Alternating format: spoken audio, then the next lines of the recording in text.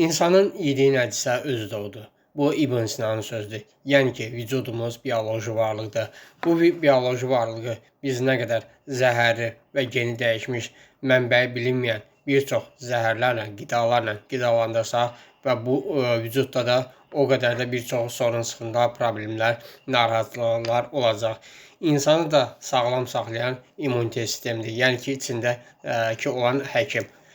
Qidalanma vasitəsilə immunitet sistemini gücdə də tutmaq olar, zəif də tutmaq olar. Çox təəssüflər olsun ki, analizlər nəticəsində ən çox gördüyüm qan problemləri, mədə-bağırsaq problemləri və eyni zamanda da immunitet sisteminin zəif olmasıdır. İmmunitet sisteminin də zəif olmasında əsasən problem qidalanma problemidir və geni dəyişmiş məhsullar və mənbəyi bilinməyən bir çox qidalar və bundan qurtarmaq mümkündürmü? Təbii ki, mən öz fitoterapi təcrübəmdə də görürəm ki, bu problemlərdən qurtarmaq mümkündür.